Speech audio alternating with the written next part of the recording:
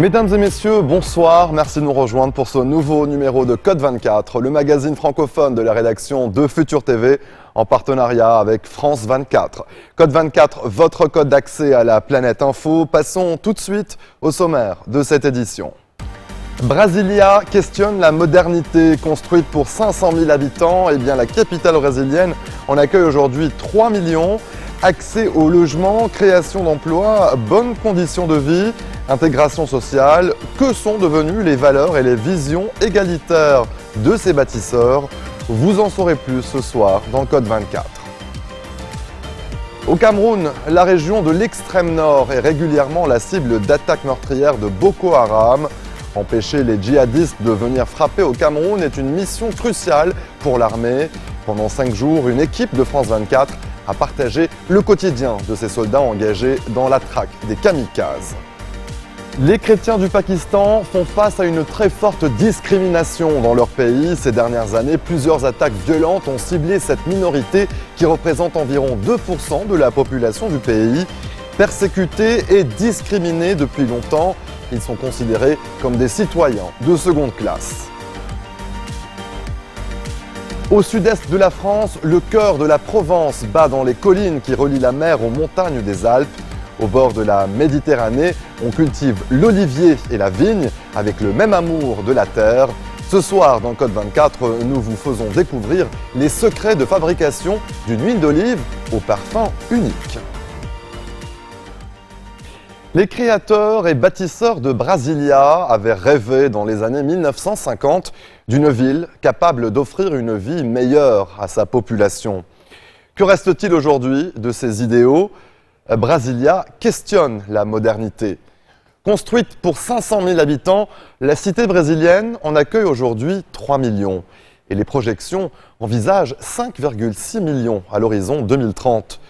Brasilia est saturée, elle est également la capitale d'un pays secoué par d'importants mouvements sociaux et une profonde crise de confiance envers sa classe politique. Billet retour à Brasilia, c'est un sujet signé Nicolas Ramson, Marlène Aberard et Tado Prado. Je vous ai amené quelque chose de spécial. Cette photo est inédite. Elle a été prise en 1958. Ici, c'est où se trouve aujourd'hui le Congrès national. Ça, c'est moi, Claudio Nor. Et ça, c'est un autre candango, Chico Livrogne. On était là. Je ne sais pas s'il est encore en vie. Ce que vous voyez là, c'est le futur Congrès national. Ils sont bien rares, les constructeurs de Brasilia encore vivants. Claudio Nor Pedro dos Santos est ce que l'on appelle un candango, un des bâtisseurs de la capitale. Si je devais tout bâtir de nouveau, je le referais. Parce que ça a été très gratifiant. Ça a été de très bons moments. Une merveille, une merveille. Brasilia, c'est tout pour moi. Claudio Nor est une des mémoires de la ville. Sur ce lieu qu'il a construit de ses propres mains, ses souvenirs sont intacts. Ici, c'était un immense terrassement, avec des tracteurs partout, partout. Il n'y avait pas d'immeuble, il n'y avait rien. Ça n'était que de la poussière rouge, avec des tracteurs partout, surtout au niveau des ministères. Et ici, où se situe le Congrès national, ça n'était que de la terre. Il n'y avait rien. O eixo monumental é constituído por conjunto de amplas avenidas e esplanadas. Brasilia est sortie de terre en quelques instants. La ville, imaginée par le président Juscelino Kubitschek, est élégante et originale. Imposant, les monuments de l'architecte Oscar Niemeyer interpellent. Brasilia questionne la modernité. Lors de sa construction, elle symbolisait l'Eldorado. Pour visiter Brasilia, nous avons fait un voyage dans le temps grâce à cette vieille voiture. Ocre, compacte et robuste, elle a marqué toute une génération. Son nom, la Brasilia, un hommage au Brésil et à sa capitale.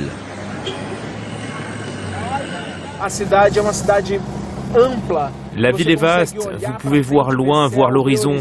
C'est une ville qui va de l'avant, qui fonctionne. Il n'y a pas d'embouteillage ici. Daniel Zucco est un passionné, un amoureux de Brasilia. Ce journaliste sillonne aujourd'hui la capitale à bord de son petit bijou pour réaliser des interviews. Son émission s'appelle Ma Brasilia. L'idée de ce programme dans cette voiture, c'est de montrer à quel point les gens aiment Brasilia. Donc on utilise une voiture qui a le nom de cette ville, une voiture qui a une histoire. Les gens ont un lien avec cette voiture, une histoire à raconter. C'est une Brasilia qui sillonne Brasilia, on parle de Brasilia et très souvent avec des gens de Brasilia. La ville est un mouvement perpétuel d'automobiles, rarement interrompu par des feux. Des centaines de petits ponts, des tunnels, des bretelles d'accès. Il y a de quoi donner le tournis. Ici, les noms des rues et des quartiers sont des sigles minutieusement pensés, mais incompréhensibles par le profane. Un grand projet intégralement planifié, dessiné, et une ambition, concentrer le pouvoir du pays. Tous les organes sont représentés. Daniel souligne d'ailleurs une particularité. Ici, la population a accès au pouvoir. Le Congrès national n'a pas de grille. Le palais du Planalto, là où le président travaille, n'a pas de barrière. Bien sûr, vous devez vous identifier en rentrant, mais il n'y a pas de barrière. Les personnes peuvent s'approcher et peuvent même le toucher. Ça, c'est génial. Les deux architectes qui ont imaginé tout ça, Luis Costa et Oscar Niemeyer, pensaient à cela. Le peuple doit pouvoir accéder au pouvoir. À Brasilia, on touche, on voit le pouvoir. Alors tous les jours, des centaines de Brésiliens viennent se faire entendre aux fenêtres des assemblées. Les manifestations sont monnaie courante, à quelques mètres des sénateurs qui votent les lois. Plus de justice, fin de la corruption ou même le retour des militaires au pouvoir. On s'insurge, on revendique. Brasilia est explosive.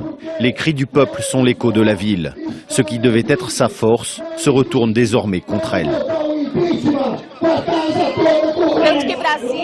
Brasilia est très distante des grands centres brésiliens. C'est difficile d'amener la population ici, parce que c'est loin de Sao Paulo, c'est loin de Rio, c'est loin du sud, du nord. Brasilia est devenue une île. Brasilia, c'est la politique à fleur de peau. Tous les jours, il y a des débats dans les ministères avec toute cette quantité de fonctionnaires. C'est le pouvoir dans un même lieu, une véritable cocotte-minute politique. Au milieu du désordre, le jeune Fernando. Pour la première fois de l'histoire, son groupe d'activistes campe sur la pelouse du Congrès. 30 jours de siège et de lutte, et il espère bien faire plier le pouvoir. Actuellement, notre mouvement réclame la destitution de Dilma Rousseff. On pense que c'est seulement avec son départ que le Brésil pourra vraiment changer. Fernando vient d'une famille modeste de Sao Paulo. Dans les années 60, c'est l'espoir et l'optimisme qui menaient les gens à Brasilia. Fernando, lui, vient pour exprimer sa colère et son dégoût. Pour moi, Brasilia, c'est l'abandon du peuple. Ils essaient de prendre soin de tout le monde, mais au final, ils ne prennent soin de personne. Et personne ne sait ce qui se passe ici.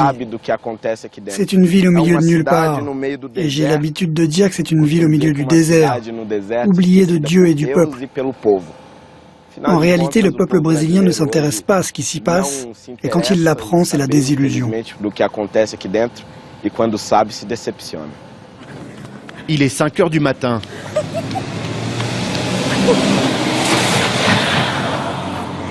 Antonia vient de rater son bus.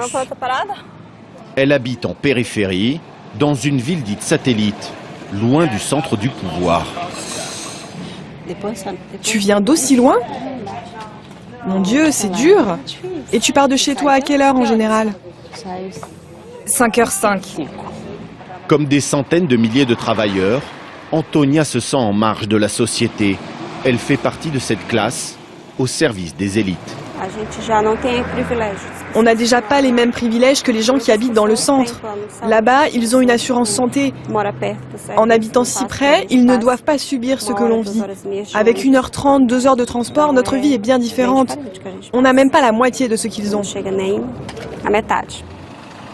Aujourd'hui, la capitale grossit 3 fois plus vite que toute autre ville du Brésil. Initialement prévue pour accueillir 400 000 personnes, les projections pointent 5,6 millions d'habitants en 2030. 15 fois plus que le projet initial, imaginé par l'urbaniste Lucio Costa. Les populations modestes n'ont cessé d'affluer, la ville déborde et sature. Après 1h30 de périple, c'est la dernière étape, connexion dans la plus grande gare routière du Brésil. On va attendre le bus. Il est déjà plein. Faut prendre l'autre. Trouver sa destination parmi les 316 lignes de bus, se frayer un chemin au milieu des 600 000 personnes qui passent ici chaque jour. Un parcours du combattant. À Brasilia, les 2 seules lignes de métro ne suffisent pas.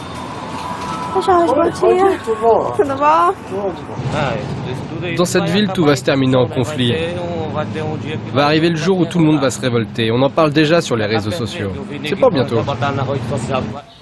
Nous avons rencontré Elimar Nascimento, sociologue et spécialiste de Brasilia. Pour lui, les pouvoirs publics doivent agir au plus vite afin d'éviter le pire. Si les choses continuent de cette manière, on aura affaire à un environnement explosif. Un endroit où les travailleurs pauvres ont un sentiment d'injustice très fort. La perception que ces inégalités sont injustes augmente dans le pays, et en particulier ici à Brasilia. Après 2 heures de transport, Antonia arrive enfin à son travail. C'est le début de sa journée. Au même moment, dans la Lago Sul, l'un des quartiers les plus huppés du Brésil, João Amaral, célèbre agent immobilier de Brasilia, se rend lui aussi à son travail. Dans ce quartier, le PIB par habitant est équivalent à celui du Danemark. Ce pont est très beau. C'est l'une des cartes postales de Brasilia. Le pont Kubitschek et ce lac, c'est une vraie beauté. Dans le projet souhaité égalitaire, ce lac artificiel était le bien de tous, mais les riches propriétaires en ont fait un usage privé. Des palmiers, de luxueuses villas cachées par de hauts murs, on se croirait presque à Hollywood. Une maison comme celle-ci coûte entre 1 et 2 millions d'euros, voire même 3. C'est le prix pour une maison de ce type.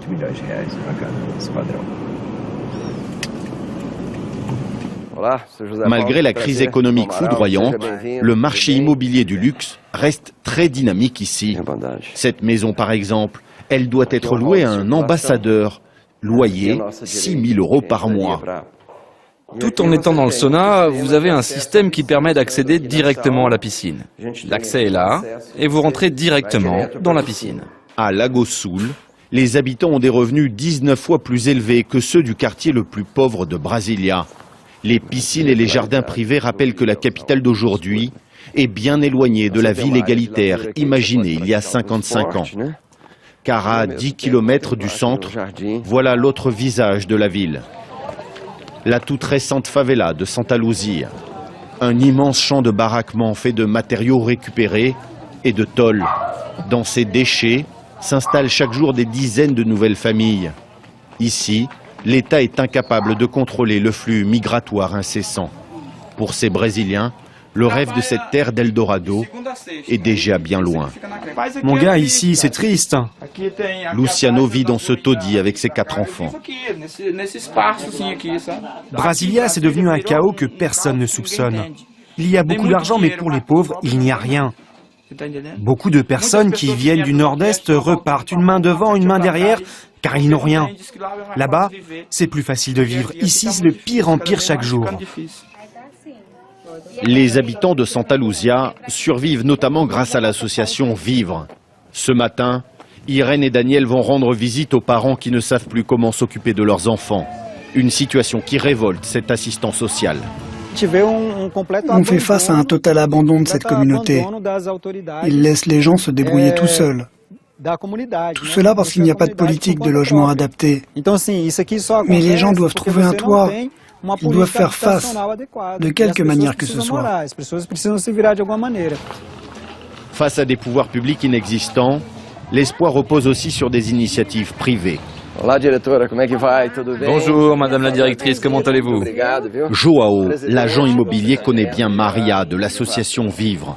Ensemble, ils ont œuvré pour les rénovations de cette salle multisport, au grand bonheur des jeunes filles de Santa Luzia.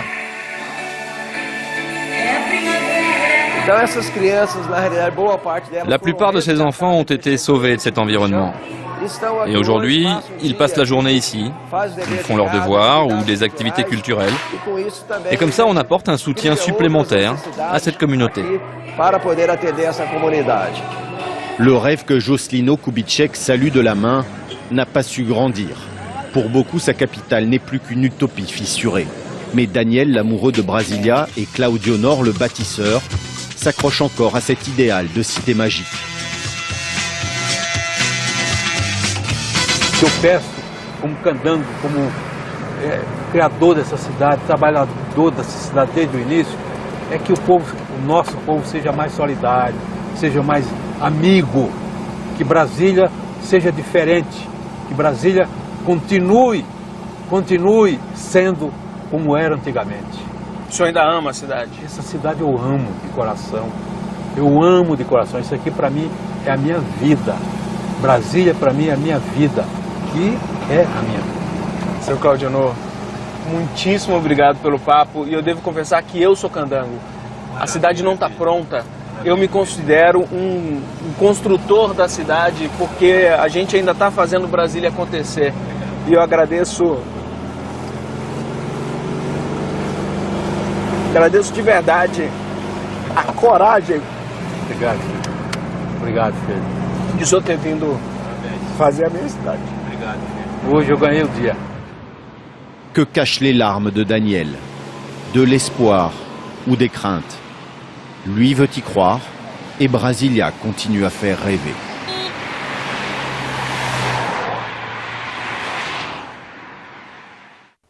Restez des nôtres, on se retrouve après cette très courte pause. A tout de suite.